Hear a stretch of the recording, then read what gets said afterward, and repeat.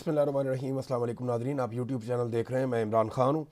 Nadreen, दोनों तरह की ख़बरें हैं, पाकिस्तान के अंदर से भी और पाकिस्तान के बाहर से भी। लेकिन सबसे पहले जो सबसे इम्पॉर्टेंट ख़बर है वो ये है कि चाइना ने फ़ौरन अपने शहरियों के लिए एक वार्निंग जारी की है। और जो ईरान में मौजूद है उनके शहरी, उनके लिए ये कहा गया है कि वो या तो ईरान को छोड़ दें या अपने आप को महफूज मकामात पर मुंतकिल करें। ये हदायत या हुक्मनामा जारी किया गया है चाइना की जानिब से, और ये इस साल में दूसरी मरतबा ऐसा हुआ है। इससे पहले चाइना ने इस किस्म की वार्निंग 27 फरवरी को जारी की थी इसी साल में, जबकि 28 फरवरी को अटैक हो गया था ईरान के ऊपर। इसराइल और अमेरिका की जानिब से अटैक हो गया था 28 फरवरी को। ये हम सबको याद है अच्छी तरह। तो एक मरतबा फिर चाइना ने उसी नौयत की एक वार्निंग जारी की है, और ऐसा लगता है कि अब दोबारा हमला होने वाला है, या कम से कम चाइना के पास ऐसी इंफॉर्मेशन है कि कोई बड़ा हमला दोबारा से हो सकता है। अमेरिका खित्ते में अपनी ताकत को बहुत ज़्यादा बढ़ा रहा है। 2003 के बाद पहली मरतबा अमेरिका के बहरी बेड़े इतनी बड़ी तादाद में खलीजी ममालिक के आसपास मौजूद हैं। यहाँ 3 डिफरेंट एरियाज़ हैं। मैंने कल आपको नक्शे से बताया भी था पिछली वीडियो में। एक तो अरेबियन सी में इन्होंने डेरे डाले हैं, पाकिस्तान के सामने ओमान और पाकिस्तान के बीच वाले एरिया में। यहाँ पे अमेरिकन बहरी बेड़ा मौजूद है। रेड सी के अंदर भी ये पहुँच गए हैं, और रेड सी में आने के लिए बाब मंदब से एक रास्ता आता है, वहाँ से कुछ इनकी फ़ोर्स पहुँची है, और कुछ फ़ोर्स जो है वो नहर स्वेज़ से मिस्र के बीच में से निकल कर यहाँ पहुँची है। और तीसरी ताकत इन्होंने इकट्ठी की है अमेरिकन एक बहरी बेड़े को इसराइल के बिल्कुल अकब में। यानी ये वो जगह है जहाँ से अमेरिका अपने इंटरसेप्टर्स भी इस्तेमाल करता था, और उन्होंने अपने बहरी बेड़े के ऊपर एक इंटरसेप्टर्स का पूरा निज़ाम लगाया हुआ था कि अगर ईरानी मिसाइल आते हैं इसराइल को हिट करने के लिए, तो वहाँ से अमेरिका प्रोटेक्शन देता था इसराइल को। तो अब ये इन 3 जगहों पे अमेरिका मौजूद है, जबकि मिडल ईस्ट में अमेरिका बहुत तेज़ी से नकलो हरकत कर रहा है। यानी जो मूवमेंट देखी गई है सऊदी अरेबिया में वो बहुत बहुत ख़ास है। जबकि इसराइल में बिन गवेर एयरपोर्ट हो या बाकी एयरपोर्ट्स हों, वहाँ पे बहुत बड़ी तादाद में अमरीकी तैयारे पहुँचे हैं जो उनकी एयरफोर्स से ताल्लुक़ रखते हैं। ना सिर्फ ये जंगी जहाज़ हैं, बल्कि जंग के मैदान में मदद करने के लिए जो तैयारे हैं वो भी हैं। एक अमरीकी अवाक्स तैयारा, जिस तरह के तैयारे को पहले सऊदी अरब में तबाह कर दिया था ईरान ने, वो तैयारा भी उड़ान भर चुका है, और अब वो फ़िज़ाई ऑपरेशंस के लिए जायज़ा ले रहा है। ये मुबैना तौर पे इतलात अब तक आई हैं।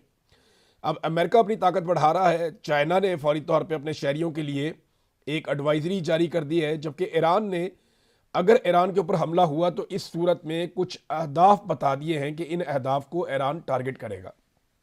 ये बहुत इंपॉर्टेंट है, और ख़ास तौर पे अरब ममालिक के लिए।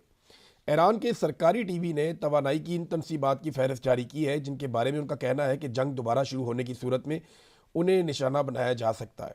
कतर में रास गैस का जो एक मंसूबा है, और रास अल्फान LNG तनसीबात हैं, उनको निशाना बनाया जा सकता है। मुत्तहदा अरब अमारात में दास और ज़रको जज़ायर, इनको निशाना बनाया जा सकता है, जहाँ पे तेल और गैस के बड़े ऑफ शोर मराकज़ हैं। इसके अलावा सऊदी अरब में दावा किया जा रहा है कि वहाँ पे बकीक एक एरिया है, उसके बारे में बताया गया, और सफ़ानिया एक और इलाका है, खरीस एक और एरिया है। यहाँ पे कुछ ऑयल की तनसीबात हैं जिनके बारे में कहा गया कि इन्हें निशाना बनाया जा सकता है। जबकि कुवैत में बुरकान ऑयल फील्ड के बारे में वार्निंग जारी की गई इसी टीवी पे, और ये बताया गया कि उनको ईरान निशाना बना सकता है उस सूरत में जब ईरान के ऊपर अटैक किया जाएगा तब। नाज़रीन, थोड़ा सा गला ख़राब है, लेकिन इसके बावजूद मैं ये वीलॉग पूरा रिकॉर्ड करवा देता हूँ। अभी राइटर्स ने दावा किया कि पाकिस्तानी सोर्सेज के हवाले से रॉयटर्स का ये दावा आया है, और इस दावे में ये कहा गया कि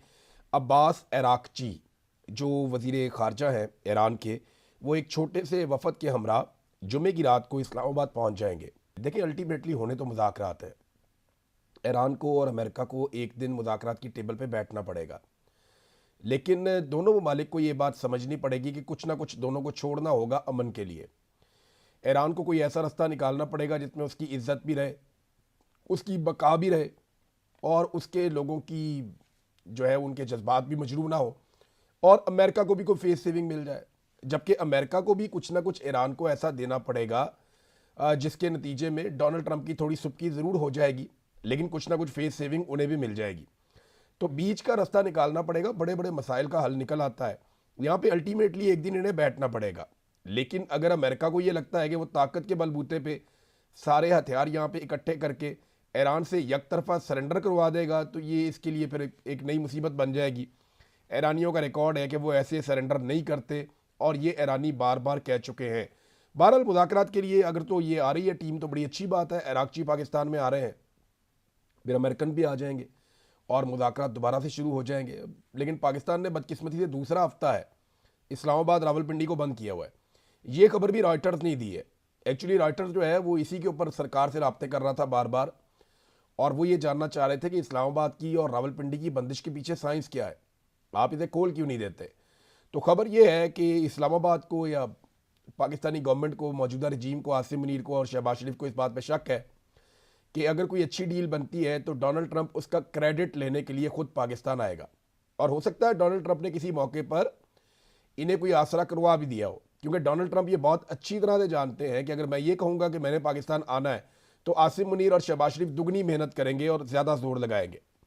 तो अब इस्लामाबाद और पिंडी को बंद रखा हुआ है।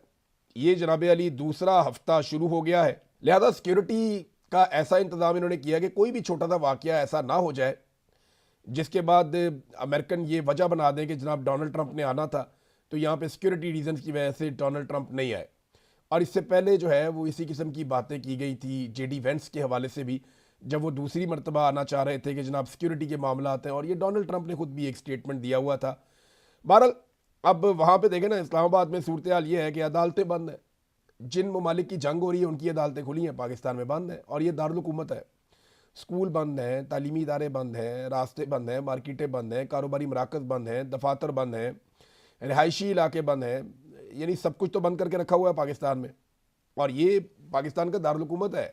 जब दारुल हुकूमत बंद है तो फिर आप समझेंगे इसका असर जो है वो पूरे मुल्क के ऊपर पड़ता है।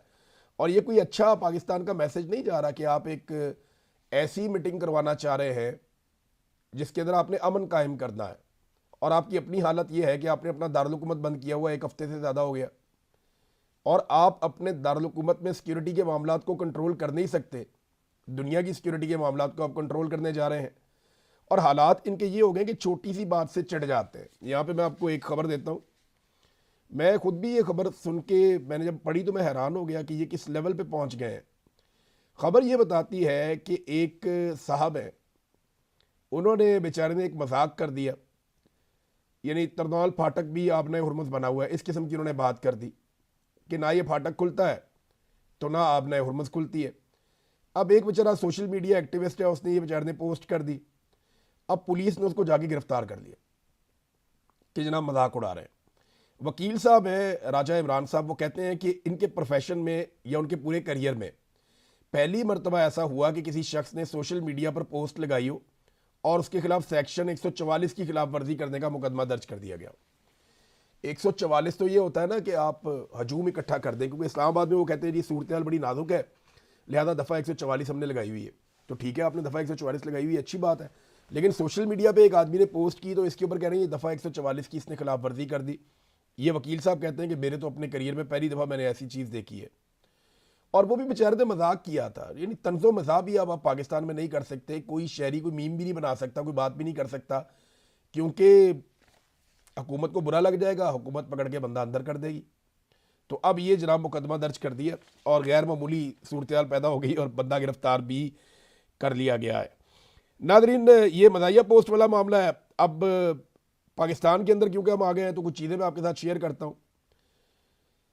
अगर कोई सोलर टैक्स नहीं देगा, यानी हुकूमत ने अजीबोगरीब काम कर दिया ना कि सोलर के सार्फिन के ऊपर अलग से टैक्स लगा दिया। वो नेट मीटरिंग वाला जो था, उनके मीटरों के ऊपर एक उनको बिल आता था, मीटर का किराया आता था उनको हर महीने।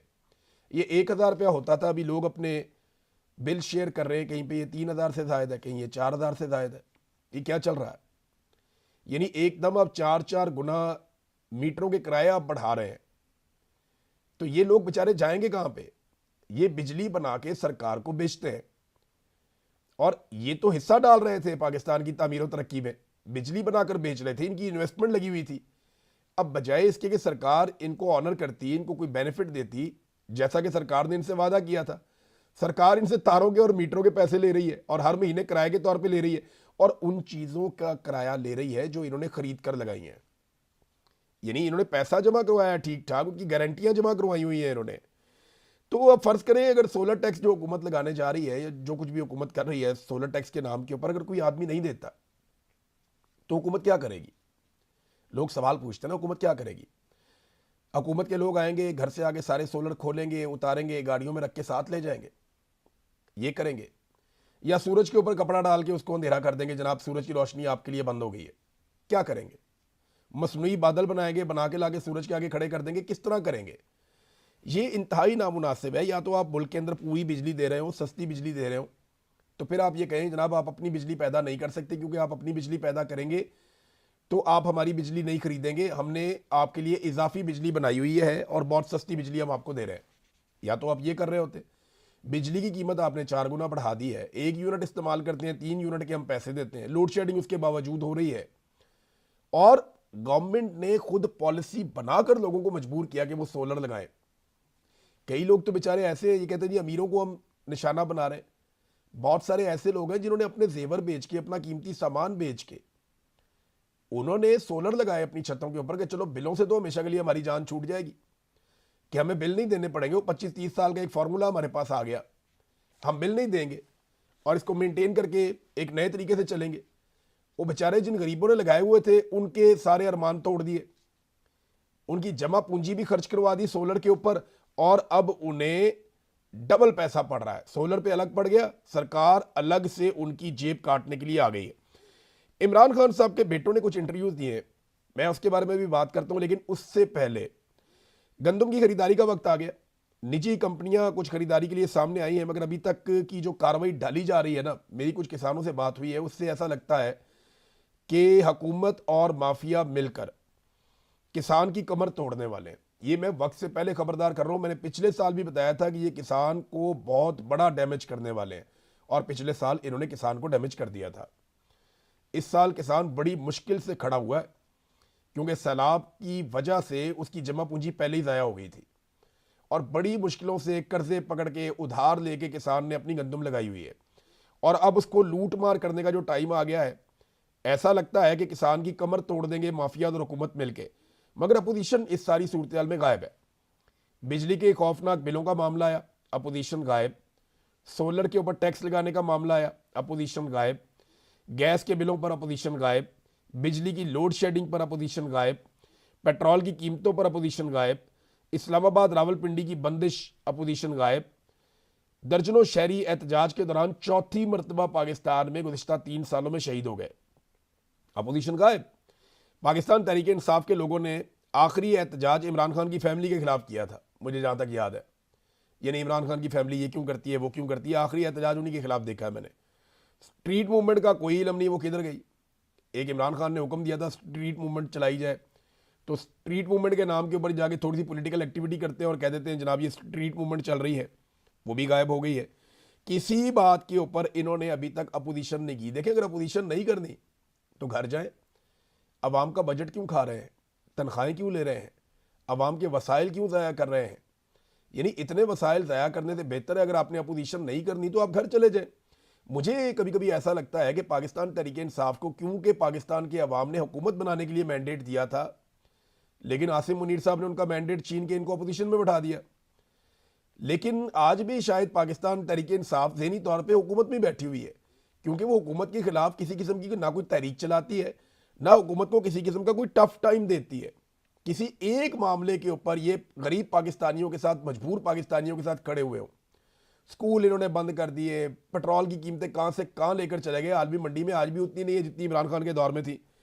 सारा कुछ इन्होंने करके देख लिया, जो इन्होंने अवाम का कचूमर निकालना था इन्होंने निकाल दिया, लेकिन अपोजिशन खड़ी नहीं हुई। ये बहुत अफसोसनाक है। पाकिस्तान तहरीक इंसाफ की जिस तरह की अपोजिशन है ना, कोई भी हुकूमत होगी पाकिस्तान में वो दुआएं करेगी और कोशिश करेगी कि हमें इसी तरह की अपोजिशन मिल जाए।